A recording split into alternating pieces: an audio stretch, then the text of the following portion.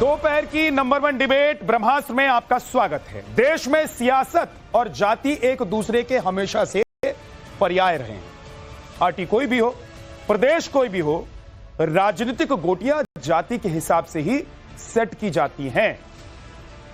किसी प्रदेश में, जिले में, इकाई में राजनीतिक पार्टियां जाति देखकर ही संगठन का नेतृत्व सौंपती है। जाति देखकर ही चुनाव में टिकट बांटे जाते हैं।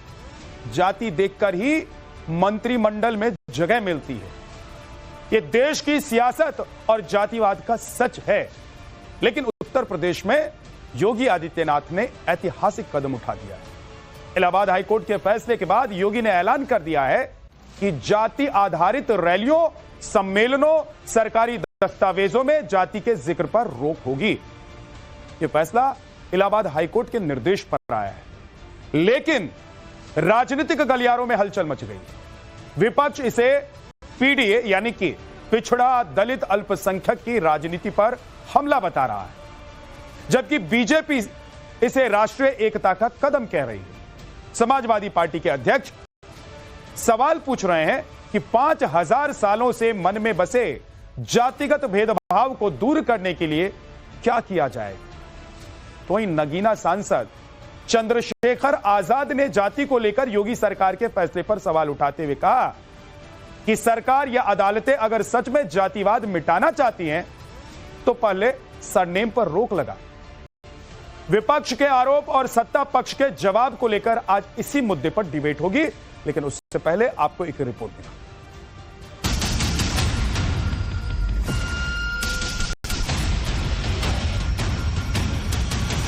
योगी आदित्यनाथ जी को ठाकुरवाद जो उत्तर प्रदेश में फैला रखा है उसको सबसे पहले खत्म करें। भारतीय जनता पार्टी की सरकार में लगातार जाति भेदभाव हो रहा है और वो सब देख रहे हैं। तो भारतीय जनता पार्टी की सरकार को बताना चाहिए कि जाति भेदभाव पे रोक कब लगेगी। हाईकोर्ट ने जो आदेश किया है वो अत्यंत स्वागत योग्य है। अगर समाजवादी पार्टी इसका विरोध करती है तो स्पष्ट रूप से कहे। उत्तर प्रदेश का सियासी पारा चढ़ा हुआ है और इसके पीछे की वजह है यूपी में जातिगत भेदभाव खत्म करने के लिए इलाहाबाद हाईकोर्ट के आदेश के अनुपालन में जारी किया गया योगी सरकार का वो फरमान जिसमें कहा गया है यूपी में अब न जातीय रैलियां होंगी न जातीय सम्मेलन। साथ ही एफआईआर गिरफ्तारी मेमो में जाति लिखने की मनाही है। थाने के नोटिस बोर्ड, साइन बोर्ड से जातीय संकेत हटाए जाएंगे। यूपी में गाड़ियों पर जाति लिखने पर चालान होगा। सोशल मीडिया पर भी नजर रखी जाएगी। जाति के नाम पर सम्मेलन, जाति के नाम पर रैली या जातियों का नाम गाड़ियों पे लिखना, घरों पर लिखना, इस सब को प्रतिबंधित किया गया चूंकि समाज में बेहतर सद्भाव के लिए, समरसता के लिए, राष्ट्रीय एकता के लिए ये किया जाना मेरे ख्याल से बहुत जरूरी है। योगी सरकार बता रही है कि यह आदेश जातिवाद पर सर्जिकल स्ट्राइक है। यह कदम सामाजिक सौहार्द की दिशा में ऐतिहासिक है। लेकिन विपक्ष इसे सीधे सीधे अपनी राजनीति पर हमला बता रहा है। आरोप लगा रहा है कि जातीय सम्मेलन पर रोक का यह आदेश लोकतांत्रिक अधिकार छीनने जैसा है। जातीय सम्मेलन अगर सबसे ज्यादा किसी ने किए हैं तो भारतीय जनता पार्टी ने 2013 से अब तक किए हैं। अब जातीय जनगणना से घबरा गए हैं ये लोग। जातीय जनगणना में जब नल का, नील का, कोल का, भील का, पिछड़े का, दलित का, आदिवासी का जो सम्मान हो रहा है या उसका स्वाभिमान जो जाग रहा है, उससे घबरा गए हैं ये लोग। और आज की डेट में जातिवादी दलों को अपने साथ रखने वाले लोग हमें क्या नाम शिक्षा न दे। संजय निषाद किस पार्टी के नेता है? ओम प्रकाश राजभर किस पार्टी के नेता? अनुप्रिया पटेल किस पार्टी की नेता है? इस बात का भारतीय जनता पार्टी जवाब दे तो उचित होगा। अब जरूरत तो उन लोगों को है जो भागीदारी के लिए, हिस्सेदारी के लिए संघर्ष कर रहे हैं। तो जात के नाम पर सम्मेलन और रैली करते ही करते हैं। तो उससे उनकी अवेकनिंग होती है। जो अवेकन्ड है, जो ऑलरेडी जाति का फायदा ले चुका है, सैचुरेशन हो चुका है, और दूसरे जब जातियां अगर एसेट करेंगी और अपने हिस्सेदारी मांगेंगी, अपने जातियों का सम्मेलन करेंगी, तो इनका क्षति होगा। तो यह जो आदेश उत्तर प्रदेश सरकार का निकला है, इसके कई मतलब निकलते हैं और ये बड़ा दुर्भावना पूर्ण है। समाजवादी पार्टी के अध्यक्ष अखिलेश यादव तो इस आदेश से भड़क उठे और यूपी सरकार के इस हालिया फैसले पर सवाल खड़ा कर दिया। सोशल मीडिया पोस्ट के माध्यम से तंज कसते हुए अखिलेश ने सवाल पूछा है कि 5000 सालों से मन में बसे जातिगत भेदभाव को दूर करने के लिए क्या किया जाएगा और वस्त्र, वेशभूषा और प्रतीक चिन्हों के माध्यम से जाति प्रदर्शन के उपजे जातिगत भेदभाव को मिटाने के लिए क्या किया जाएगा और किसी के मिलने पर नाम से पहले जाति पूछने की जातिगत भेदभाव की मानसिकता को खत्म करने के लिए क्या किया जाएगा और किसी का घर धुलवाने की जातिगत भेदभाव की सोच का अंत करने के लिए क्या उपाय किया जाएगा। समाजवादी पार्टी पूछना चाहती है कि जो धरने प्रदर्शन हो रहे हैं, जिस तरह से करनी सेना के लोग समाजवादी पार्टी के दलित सांसद के घर बुलडोजर लेके पहुंच जाते हैं, क्या उन पर रोक लगेगी? क्या समाजवादी पार्टी के अध्यक्ष आदरणीय अखिलेश यादव जी जब वो कन्नौज में एक मंदिर में जाते हैं, फिर भारतीय जनता पार्टी के लोग वो मंदिर को धोने का काम करते हैं, क्या इस तरह पे रोक लगेगी? क्या उत्तर प्रदेश में जिस तरह से शिक्षक भर्ती में आरक्षण की व्यवस्था नहीं दी गई, माननीय सुप्रीम कोर्ट में आज भी मामला विचाराधीन है, क्या इन पे रोक लगेगी? तो भारतीय जनता पार्टी की सरकार में लगातार जातीय भेदभाव हो रहा है और वो सब देख रहे हैं। तो भारतीय जनता पार्टी की सरकार को बताना चाहिए कि जातीय भेदभाव पे रोक कब लगेगी। हाई कोर्ट ने जो आदेश किया है वो अत्यंत स्वागत योग्य है। अगर समाजवादी पार्टी इसका विरोध करती है तो स्पष्ट रूप से कहे, अगर समर्थन करते हैं तो जैसे हम ठोक के समर्थन कर रहे हैं वैसे समर्थन करें। ये गोलमोल सवाल पूछने से काम नहीं चलेगा। अब सवाल है कि जब देश में सामाजिक सौहार्द और एकता के लिए जातीय भेदभाव मिटाने की बात हो रही है तो विपक्ष हाय तौबा क्यों मचा रहा है? क्या इस आदेश से अखिलेश की पीडीए वाली राजनीति को झटका लगेगा या विपक्ष इसे नया हथियार बना लेगा? Bureau report, times now, Navbharat.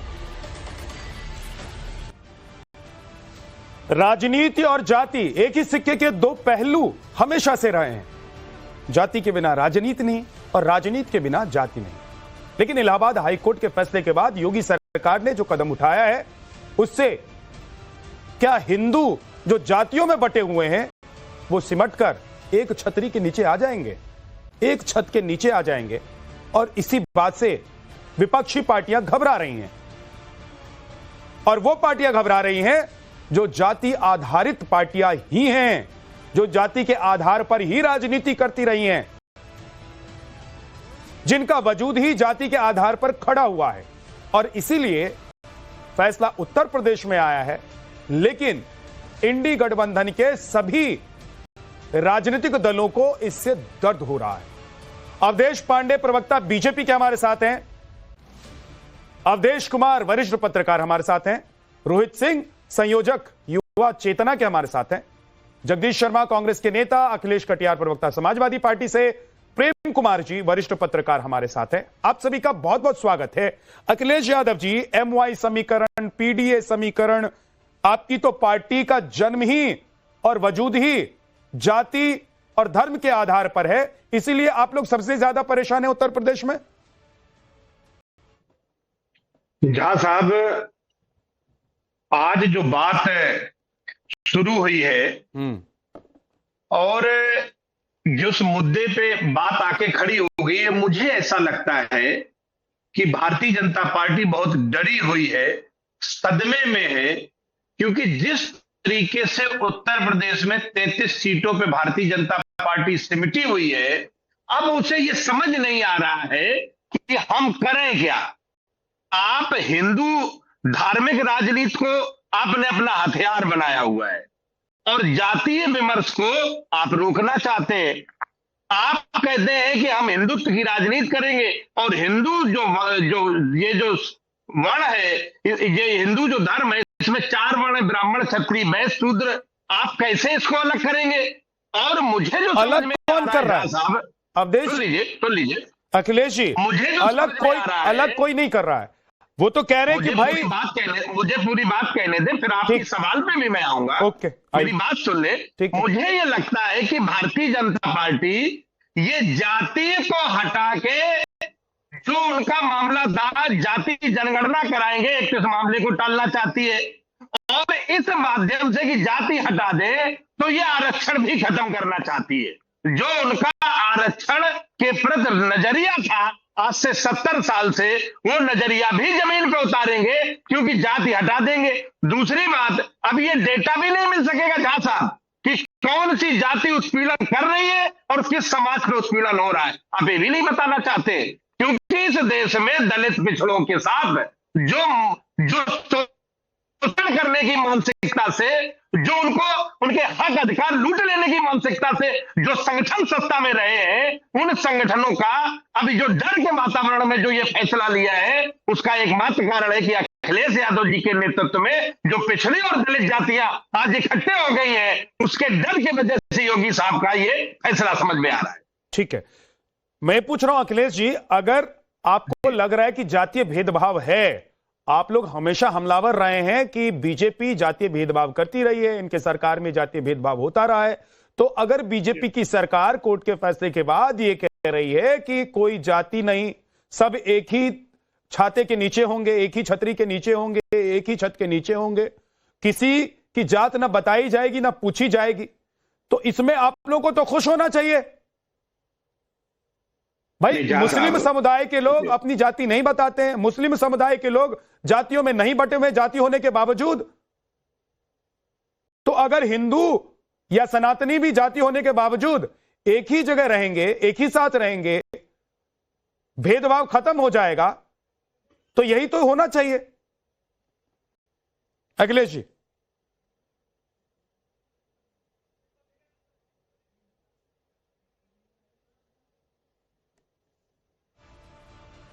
Akhilesh Katiyar के नेटवर्क में प्रॉब्लम हुई है, उनके पास चलेंगे। लेकिन एक बार अवधेश पांडे जी, जातिगत जनगणना आप करवाएंगे और जाति नहीं बताएंगे, सरकारी दस्तावेजों में रैलियां नहीं होने देंगे, तो फिर यह जातिवाद को कैसे मिटाएंगे? देखिए, जो हाई कोर्ट का निर्णय आया है ये स्वागत योग्य है और सरकार उसके अनुपालन के लिए वचनबद्ध है, प्रतिबद्ध है। जातीय उभार समाज के लिए खतरा है और इसके लिए चाहे वो न्यायालय का निर्णय हो, चाहे वो राजनीतिक व्यवस्था हो, चाहे वो सामाजिक व्यवस्था हो, उसमें लगातार विमर्श हो रहे हैं। अनेक जातियों की चेतना है राजनीति में शिखर प्राप्त करने की और इसके आधार पर राजनीतिक दल अपने संगठन में भी, सरकार में भी उनको समाहित करते हैं। परंतु एक जो मानवतावादी दृष्टिकोण है और भारतीय जनता पार्टी जिसे सबका साथ और सबका विकास और सबका विश्वास के रूप में देखती है, वो और भी महत्वपूर्ण है। आज जो लोग जाति व्यवस्था पर प्रहार करने की बात करते थे, आज वही लोग पुनः इस जाति व्यवस्था को समाप्त करने का जो न्यायालय का कदम है उसके विरोध के लिए खड़े हुए हैं। कुछ दल जो विचार से चलते हैं, अपने संविधान से चलते हैं, परंतु कुछ दल ऐसे हैं जो कुछ जाति और परिवार और व्यक्तियों के आधार पर चलते हैं। आज उनके पेट में दर्द हो रही है, परंतु ये कदम बहुत ही स्वागत योग्य है और इसकी जितनी भी सराहना की जाए। अवधेश जी, लेकिन मेरा सवाल यह है कि आप जाति नहीं बताएंगे, आप जातिगत रैलियां नहीं होने देंगे, उस पर रोक आपने लगा दी है कोर्ट के फैसले के बाद, लेकिन क्या सरनेम भी आप हटवा पाएंगे? क्या अपने नाम से आप पांडे हटा लेंगे? देखिए, ये पहला कदम क्या है। रोहित के नाम से सिंह हटा दिया जाएगा, जगदीश शर्मा के नाम से शर्मा हट जाएगा, अखिलेश कटियार के नाम से कटियार हट जाएगा? कैसे होगा बताइए ना, ये भेदभाव कैसे खत्म होगा? देखिए, ऐसा है, हमारा जो संविधान है वो समानता, समता और समरसता की बात करता है और हिंदुस्तान में रहने वाले लोग हिंदुस्तानी हैं, भारतीय हैं, ये पहले से प्रमाणिक हैं। तो इसलिए ये जो एक व्यवस्था की दृष्टि से जातियों की व्यवस्था है, उसकी पहचान तो ठीक है, परंतु उसके आधार पर जातीय विद्वेष और जातीय उभार फैला करके अपना राजनीतिक उल्लू सीधा करने की जो बात है, इस दृष्टि से अवधेश कुमार जी, क्या जातिगत अगर रैलियां हो रही हैं या होती हैं या जाति आधारित कोई भी कार्यक्रम होता है, किसी फॉर्म में कोई अपनी जाति बताता है कि मैं ब्राह्मण हूं, मैं ठाकुर हूं, अपनी जाति बताता है, मैं यादव हूं, जो भी है वो, तो क्या इससे जातिगत द्वेष हो रहा है? देखिए, जातिगत रैलियों में अवधेश कुमार जी से मेरा सवाल है ये। अब दिक्कत यह है कि आज दो अवधेश जी हैं, एक अवधेश पांडे जी हैं। तो पांडे जी, जब मैं अवधेश पांडे कहूं तो आप बोलिएगा। अवधेश कुमार जी, अवधेश कुमार जी के नेटवर्क में मुझे लग रहा है दिक्कत है। रोहित, यही सवाल मेरा आपसे है। जी, मैं बहुत संक्षेप में अपनी बात को मुद्दे पर ले आकर के रखना चाहता हूं। प्रवीण क्षेत्री बनाम राज्य सरकार का एक मुकदमा हुआ, जिसमें माननीय न्यायमूर्ति Allahabad high court justice Vinod Diwakar साहब ने 19 सितंबर 2025 को एक निर्णय दिया, और उस निर्णय को उत्तर प्रदेश की चुनी हुई लोकतांत्रिक सरकार ने एडमिट किया और उसको माना।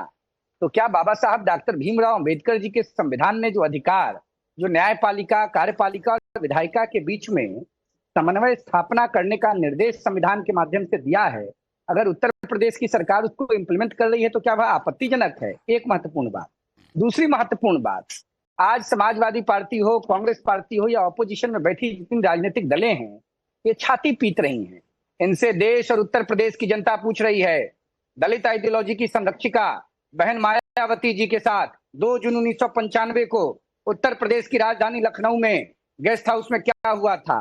क्या वो दलितों के ऊपर एक हमला नहीं था?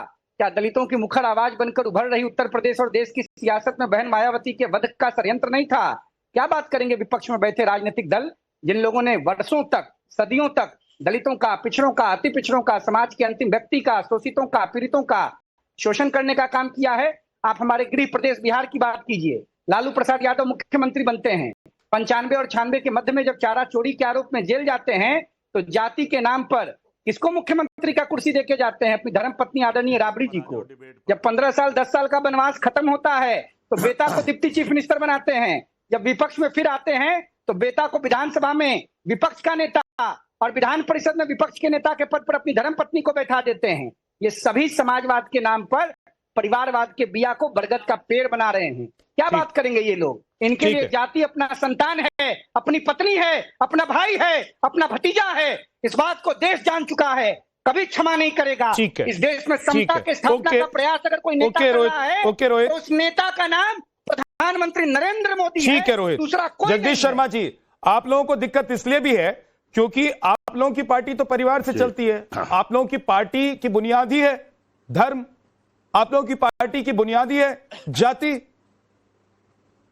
इसलिए आप लोग बोलते हैं कि जातिवाद नहीं होना चाहिए, लेकिन भर के जातिवाद करते हैं। विद्यानाथ झा जी, आपको किसने कह दिया कि हम लोग परेशान हैं? मैं तो खुश हूं।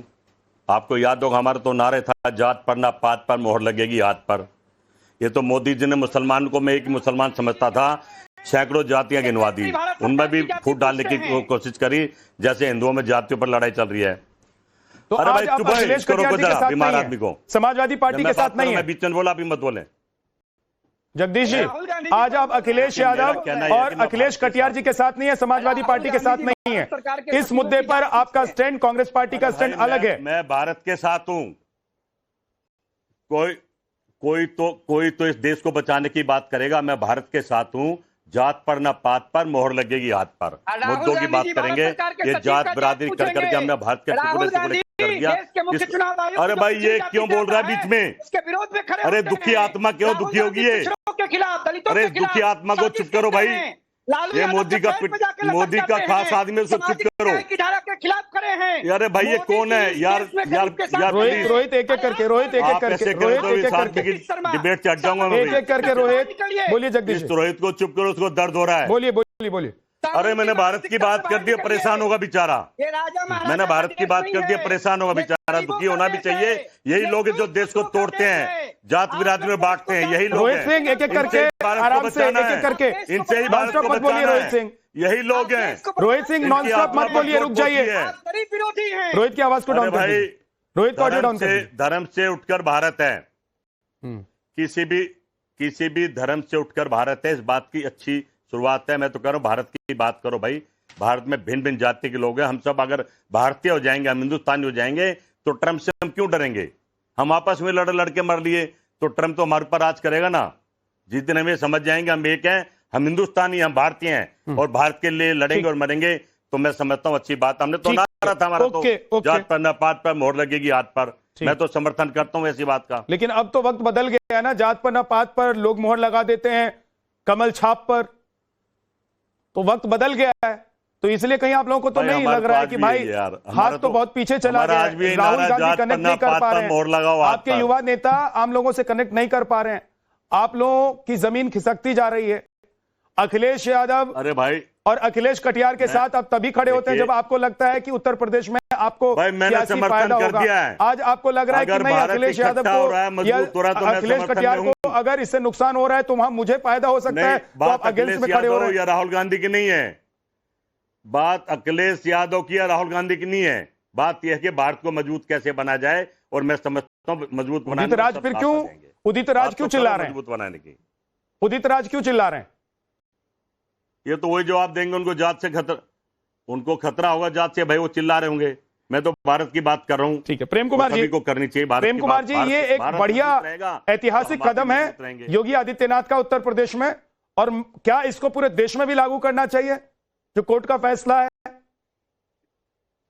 देखिए विद्यानाथ जी, योगी आदित्यनाथ जी ये घोषणा कर दें कि अब तक जितनी बार, जैसे पिछले साल भी उन्होंने करनाल के असंध में राजपूतों की रैली घोषित की, रैली की, वो आइंदा कभी भी क्षत्रिय रैली में हिस्सा नहीं लेंगे, बीजेपी के नेता कोई ऐसी रैलियां नहीं करेंगे, या बीजेपी जाति के आधार पर सीटें नहीं बांटेगी, कि जातीय समीकरण देखकर चुनाव नहीं लड़ेंगी। ये सब बातें जब तक नहीं होंगी तब इस घोषणा को क्या हम पवित्र घोषणा मानेंगे, या फिर विपक्ष की जो आशंका है कि जो जातीय जनगणना कराने की घोषणा स्वयं बीजेपी ने की है उसको रोकने के लिए, बाधा डालने के लिए ये बात सैद्धांतिक रूप से लाई जा रही। मैं एक और बात बोलना चाहता हूं कि सुप्रीम कोर्ट में भी ये मामला गया था, एक याचिका गई थी कि जाति व्यवस्था को खत्म करने का एक आदेश दे दीजिए, जाति व्यवस्था असंवैधानिक है ऐसा कह दीजिए। सुप्रीम कोर्ट ने उस याचिका को खारिज कर दिया। इसलिए खारिज किया, कई व्याख्याएं हो सकती है, क्योंकि इसको अगर खारिज नहीं किया जाता तो देश में जो जैसे आरक्षण की व्यवस्था है और दूसरी तमाम व्यवस्थाएं हैं वो भी उसके उलट खड़ी होती। जाति व्यवस्था को खत्म करने के लिए ही आरक्षण की व्यवस्था आई थी। भाई जो आर्थिक असमानता है उसका कारण, उस कारण से ये जातिगत जो विद्वेष है ये और बढ़ा है। तो आर्थिक असमानता को दूर किए बिना जातिगत समानता नहीं आ सकती। तो ये एक नेचुरल प्रक्रिया है। आप नारा लगा दीजिए कि हम जाति खत्म करना चाहते हैं, जाति मत लिखो, पहले खुद तो आप आचरण में लाइए। भाई खुद जैसे कि विदेशी वस्तुएं सारी हम पहनेंगे, ओढ़ेंगे, देखेंगे, चश्मा लगाएंगे, घड़ी पहनेंगे, लेकिन जनता को बोलेंगे कि आप स्वदेशी अपनाओ। इस मुद्दे पर मैं आपसे सहमत नहीं हूं। पहले जो आप बातें कह रहे थे वो अच्छी है, आपने अपना जवाब रखा। भाई स्वदेशी का मामला ये नहीं है कि हमारे देश की ही कंपनी बनाए, स्वदेशी का मामला ये है कि हमारे देश में जो बने, मेड इन इंडिया जो हो वो स्वदेशी है। लेकिन इस पर अलग बहस है सर, वो अलग से करेंगे। अवधेश कुमार जी हमारे साथ जुड़ गए हैं फिर से, पत्रकार, सीनियर जर्नलिस्ट। अवधेश जी, एक तरफ जातिगत जनगणना, दूसरी तरफ जातिगत रैलियों पर बैन, एक तरफ चुनाव बिना जाति के नहीं हो सकते हैं, और दूसरी तरफ बीजेपी क्या कोशिश कर रही है कि हिंदुओं को जात पात मिटाकर एक साथ लाया जाए, और इसीलिए समाजवादी पार्टी या विपक्षी पार्टियों को दिक्कत हो रही है। देखिए आज जिस तरह से पिछले कुछ सालों में फिर से जाति जाति के ये कर्कश ध्वनि आई है और उससे समाज में एक विघटन की स्थिति पैदा करके और राजनीति करने, एक्टिविज्म चलाने, देश में हिंसा और दुर्भाव पैदा करने की लगातार कोशिश है, उसमें इस तरह के शासनादेश का समर्थन देश के विरोधी राजनीतिक दलों, उस प्रकार के एक्टिविस्ट और देश और दुनिया में जो भारत के समाज को विखंडित करने में लगे उनको स्वीकार नहीं हो सकता है। मेरे मित्र प्रेम जी इसका पवित्रीकरण ढूंढ रहे थे, जैसे जाति लिख के गाड़ियों पर चलना। आप सोचिए कि किसी के अभियुक्त के नाम के साथ उसका जाति लिखो, कोई अगर उसका जाति लिखो, नोटिस बोर्ड पर उसका जाति लिखो, जो रिपोर्ट बना के मेमो भेज रही है तो उसमें जाति लिखो कि किसने जाति किया है। कितना शर्मनाक व्यवस्था है, कितनी है। हमारे संविधान की धारा 14 और 15 मौलिक अधिकार का यही कहता है कि जाति, लिंग, नस्ल से भेद से ऊपर उठकर राज्य सबके लिए समानता की बात करेगा, समानता का व्यवहार करेगा। और उसी राज्य के तहत कानूनी रूप से, ये तो वाहनों पर लिखना तो अलग बात है, कानूनी रूप से पुलिस के लिए, प्रशासन के लिए जाति लिखना अनिवार्य किया गया था और किसी को इसमें गलत नहीं लग रहा था। और तर्क दिया रहा है कि बीजेपी ये घोषणा करे, सारा कुछ बीजेपी करे, दूसरी पार्टी की कोई जिम्मेवारी नहीं है। इस समय जाति जनगणना हो रही है। देखिए, मैं कभी भी जाति जनगणना से पहले सहमत नहीं था और आज भी नहीं हूं। भारत में जाति व्यवस्था इतनी जटिल है कि आप जनगणना करा भी लेंगे तो उसका रिपोर्ट जारी करना कठिन हो जाएगा, वो कठिनाई आई है। एक बात लेकिन आप, मैं इस समय देखिए ना, इस समय स्थिति बन गई है कि आप सड़कों पर चलिए, लोग वाहनों पर लिख रहे हैं अपनी जाति। अरे अगर जाति इसके आधार पर लिखते हो कि कोई ब्राह्मण है अगर, और वो लिखता है कि मैं त्यागी हूं, ब्रह्म मुहूर्त में उठता हूं, ब्रह्मचर्य का पालन करता हूं, समाज को दिशा देता हूं, इसके लिए मैं समर्पित हूं, तो लिखे। लेकिन यहां एक जातीय संख्या दिखाने के लिए, दम दिखाने के लिए, क्षेत्र में जाइए ना, नोएडा से आगे जाइए ना, क्या बोर्ड लगा हुआ है। अजीब स्थिति पैदा कर गई है और ये उन नेताओं के लिए ज्यादा लाभकारी साबित हुआ है जिनके कोई दीर्घकालिक उद्देश्य नहीं है, संकुचित सत्ता के हित की दृष्टि से इसका उपयोग करते हैं। तो एक शासनादेश एक उपयुक्त कदम है, जो कुछ भावनाएं हैं हमारे संविधान की उसके अनुरूप है और इसका व्यापक देश भर में इस प्रकार के शासनादेश जारी होने चाहिए। अब बीजेपी करेगी, गलती करेगी, आगे बीजेपी पर क्वेश्चन उठाएंगे। ठीक है सर। इस समय तो ये आदेश जो आया है भारत की सामाजिक एकता की दृष्टि से और जाति भेद मिटाने के लक्ष्य की दृष्टि से इसका समर्थन किया जाना चाहिए। प्रेम जी, देखिए, बिल्कुल ये जो बात है कि जाति नहीं होनी चाहिए, इससे कौन नहीं सहमत है, पूरा देश सहमत है। लेकिन मैंने उदाहरण दिया, सुप्रीम कोर्ट भी ये कहने को तैयार नहीं है कि जाति व्यवस्था असंवैधानिक है। इसका कारण है जातिगत व्यवस्था को खत्म करने के लिए कैसे खत्म किया जाए। इसीलिए जो पिछड़ी जातियां हैं उनको जाति से न पहचान करके हम अनुसूचित करते हैं, शेड्यूल करते हैं और एससी और एसटी बनाते हैं, ताकि जाति व्यवस्था को भी न माने और जाति व्यवस्था को भी खत्म करें। सुनिए प्रेम जी, वो विषय ही नहीं है। आपकी जो जाति है, बातचीत में आप बताइए ना, सार्वजनिक प्रदर्शन करेंगे, थाने में लिखा जाएगा, नोटिस बोर्ड पर लिखा जाएगा, कैसे बात करें, क्राइम रिकॉर्ड ब्यूरो में लिखा जाएगा, उसके आधार पर न्यायालय में बहस होगी। यहाँ वो विषय ही नहीं है। जो सामाजिक न्याय की बात है उसमें तो जाति की बात होती रहेगी। कैसे विषय है, कैसे बोलने दूंगा? नहीं, ऐसे नहीं। आपकी जाति जो है वो कहिए ना फलाने जाति का, नहीं बोलने देंगे। विद्यानाथ जी कह रहे हैं आप देसी के हमें बोलने ही नहीं देंगे, ऐसे चलेगा क्या? कि आप कुतर्क कर रहे हैं तो व्यक्ति के अंदर उसके विरुद्ध प्रतिक्रिया पैदा होती है और उस पर तो आपको टोका जाएगा। ठीक है, अमरीश जी एक बार सुन लीजिए, उनको कंप्लीट करने दीजिए, उसके बाद आप बोलिए। विद्यानाथ जी हस्तक्षेप कीजिए, आप बोलिए। देखिए, हम ये कह रहे हैं कि जो व्यवस्था है चल रही है कानूनन, हम उसको कानूनन मानते। जैसे इलाहाबाद हाईकोर्ट का फैसला आया, सरकार उसको लागू कर रही है, सही है, वो कोशिश करेगी, सरकार को लागू करना चाहिए। पर हम ये देखेंगे ना, जैसे एक चोर अगर कहे कि ईमानदारी बहुत अच्छी बात है, तो हम परखेंगे ना भाई, चोर का अतीत देखेंगे कि नहीं देखेंगे, बोलेंगे ईमानदारी सही है कि नहीं, बताओ। लेकिन एक चीज बताइए, कोई मुझे एक सेकंड, ये कुतर्क हो गया। ये कुतर्क इसलिए हो गया प्रेम कुमार जी कि बहुत सारे चोर, बहुत सारे क्रिमिनल्स जेल में जाते हैं और एक बढ़िया इंसान बनकर बाहर निकलते हैं। तो अगर आप ये कहेंगे कि किसी ने एक बार चोरी कर ली है तो उसको अच्छा इंसान बनने का मौका ही नहीं दिया जाए, अगर वो अच्छा बनना चाह रहा है तो उसको मौका नहीं दिया जाए, तो ये तो कुतर्क हो गया। प्रेम जी, ऐसा है कि प्रेम कुमार जी, रुकिए प्रेम जी, प्रेम कुमार जी को मालूम है कि ये जो विषय उठाया गया है एक भारतीय व्यवस्था की दृष्टि से, देश की एकता अखंडता की दृष्टि से, सामाजिक न्याय की दृष्टि से ये एक उपयुक्त कदम है। लेकिन विरोध करना है तो कुतर्क ही देंगे। ये बात सही है कि देश में इस विषय पर विचार होना चाहिए कि 2014 में जब मोदी जी आए थे तो पूरे उत्तर, अब तक सुनिए ना, पूरे उत्तर पश्चिम और पूर्वी भारत में लोगों ने जातियों से ऊपर उठकर मोदी जी को समर्थन दिया था। इसी उत्तर प्रदेश में 73 सीटें उनके गठबंधन जीती थी। योगी आदित्यनाथ जी, फिर ये जाति की और चीजें कैसे लौट गई है, इस पर विचार करने की आवश्यकता है। लेकिन ये जो शासनादेश है, यह शासनादेश तो पहले आना चाहिए कि भैया जाइए, अब FIR कर रहे हो, चार्जशीट दायर कर रहे हो, इसमें उसमें आप नाम लिख रहे हो और ये अतिवादी सीमा तक चला गया है। एक एक करके आप दोनों लोग वरिष्ठ पत्रकार हैं, प्रेम जी, प्रेम जी, आप दोनों लोग वरिष्ठ व्यक्ति हैं, पैनल में बैठे हुए, आप लोग एक दूसरे के ऊपर मत योगी आदित्यनाथ क्या बात करते हैं? प्रेम जी, मुझे एक चीज बताइए, नहीं मानते हैं, प्रेम जी, मान लेंगे, यही तो प्रेम जी, प्रेम कुमार जी, मैं कह रहा हूं कि आप लोग ही तो इसकी वकालत करते रहे। क्या होगा?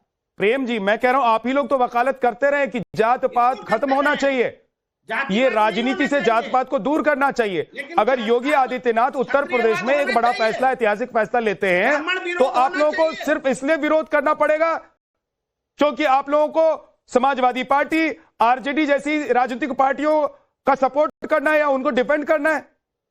और आज के समय में कांग्रेस भी, कांग्रेस तो सबसे ज्यादा जाति की बात कर रही है, लगातार क्षत्रिय सभाएं कर रहे थे, तो वो भी खत्म हो जाएंगी। भाई अगर योगी आदित्यनाथ की सरकार ने आदेश पारित किया है तो योगी आदित्यनाथ भी क्षत्रिय सभा नहीं कर पाएंगे। उन्होंने तो नहीं लिखा है ना कि मैं क्षत्रिय सभा करूंगा लेकिन विपक्षी पार्टियां नहीं करेंगी, मैं ब्राह्मण सभा करूंगा लेकिन विपक्षी पार्टियां नहीं करेंगी, मैं ओबीसी सभा करूंगा लेकिन विपक्षी पार्टियां नहीं करेंगी। भाई एक आदेश है, वो आदेश सबके लिए।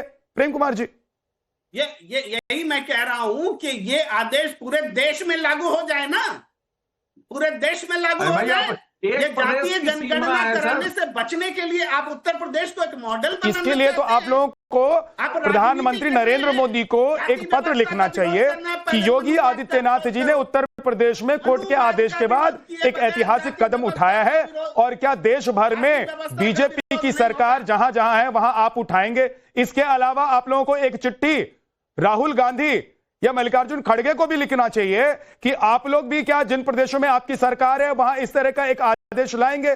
समाजवादी पार्टी के नेताओं को भी आप लोगों को बोलना चाहिए, अखिलेश यादव या तेजस्वी यादव जो आरजेडी के बिहार में इस वक्त चुनाव की सरगर्मी है, उनको भी पत्र लिखिए कि भाई अपने नाम से यादव हटाइए। विद्यानाथ जी, सब विपक्ष से पूछ लीजिए ना, आप केवल जो सरकार में रहे उससे न पूछा जाए। मैं तो कह रहा हूं कि आप प्रधानमंत्री नरेंद्र मोदी को भी चिट्ठी लिखिए, लेकिन साथ में राहुल गांधी, अखिलेश यादव और तेजस्वी यादव को भी चिट्ठी लिखिए। अखिलेश कटियार जी, प्रेम जी वो नहीं सुनने वाले हैं, प्रेम जी को जितना बोलना है अखिलेश कटियार जी सुनते हैं, उसी अनुसार। क्या आप लोगों को लग रहा है कि इस निर्णय से, इस फैसले से आप लोगों का पीडीए वाला जो समीकरण है या राजनीति है उसकी हत्या हो गई है, इसीलिए आप लोग बौखलाए हुए परेशान हैं? जहां साहब, पहले तो जात का जो वजूद है वो कहां से है? बोलने, चलने, उठने, बैठने, खान पान में जो गैर बराबरी है वो एहसास कराती है कि आप ऊंचे जात के हो, हम नीचे जात के। पहली बात ये। दूसरी बात, जात का महत्व कैसे बढ़ा घटा? जाति, जब जात के आधार पे आप किसी को अपमानित करते हो, डॉक्टर अंबेडकर ने लिखा इस बात को, तो उन्होंने कहा कि जो मानसिक तौर पे जो अपमान झेलने वाला समाज कमजोर हो जाता है, और जो मानसिक तौर पे कमजोर व्यक्ति होता है वो आजादी और हक की लड़ाई लड़ता नहीं है, गुलामी की बेड़ियां अपने आप उठा के पहनता है। शासक वर्ग ने जात को अपमान से जोड़ के उसके ऊपर शासन करने के लिए उसका इस्तेमाल किया। जो हजारों साल से जाति के नाम पे शासन करने वाली जातियां रही, अब कहते जाति हटा दीजिए। भाई डॉक्टर अंबेडकर ने कहा कि आप पहले आरक्षण दे दीजिए, आरक्षण के माध्यम से गैर बराबरी मिटाइए। सामाजिक और सांस्कृतिक गैर बराबरी मिटे बगैर राजनीतिक गैर बराबरी नहीं मिट सकती है। समाजवादी पार्टी को बने हुए कितने साल हो गए? कितने साल आप लोगों ने उत्तर प्रदेश में राज किया, सत्ता में रहे? अखिलेश कटियार जी, जहां साहब मैं सिंपल से सवाल पूछ रहा हूं सर, एक आम आदमी का जो सवाल है वो मैं पूछ रहा हूं। अखिलेश जी, कितने साल, कितना वक्त हो गया, कितने दशक हो गए समाजवादी पार्टी को अस्तित्व में आए हुए, और कितने साल तक समाजवादी पार्टी, कम से कम उत्तर प्रदेश की ही बात कर लेते हैं, कितने साल रही सत्ता में? आम आदमी ये जानना चाहता है। मैं एक आम सवाल पूछ रहा हूं, इसका जवाब भाग्य मत। अखिलेश कटियार जी, आप मुझे नहीं लगता कि उन नेताओं में जो सवाल से भागते हैं। सवाल पर रहिए। मुझे एक मिनट तो बोलने दे प्लीज। मैं सिर्फ ये बताना चाहता हूं, जब शिक्षक भर्ती की बात आती है तो पिछड़ों का अधिकार लूट लेते हैं, ये भाग रहे हैं लेटरल एंट्री के माध्यम से सवाल से भाग पिछड़ों और दलितों का हक मार लेते हैं। मैं कह रहा हूं कि आप लोग जो ये कह रहे हैं कि किसी भी पार्टी का उदय या अस्त सिर्फ इसलिए हुआ है कि उन्होंने एक जाति, एक समुदाय या एक वर्ग विशेष को आगे ले जाने की कोशिश की है। तो आज उत्तर प्रदेश में समाजवादी पार्टी सत्ता में होनी चाहिए थी, बिहार में आरजेडी सत्ता में होनी चाहिए थी, देश में कांग्रेस सत्ता में होनी चाहिए थी, लेकिन जाति आधारित राजनीति ने न सिर्फ लोगों को बांटा बल्कि राजनीतिक पार्टियों को भी बांट दिया। आज अगर बीजेपी या उत्तर प्रदेश में योगी आदित्यनाथ जातिवाद को खत्म करना चाहते हैं तो क्या इस कदम को सभी को सराहना नहीं चाहिए, सभी को साथ में नहीं खड़ा होना चाहिए, और क्या यह फॉर्मूला पूरे देश में लागू नहीं होना चाहिए? ये सवाल आपसे भी है, आप भी अपना कमेंट हमें जरूर दीजिए। बहुत बहुत शुक्रिया। ब्रह्मास्त्र में आज इतना ही। आप सभी मेहमानों का बहुत बहुत शुक्रिया। एक छोटा सा ब्रेक, लौटेंगे नवभारत पर कुछ और खबरों।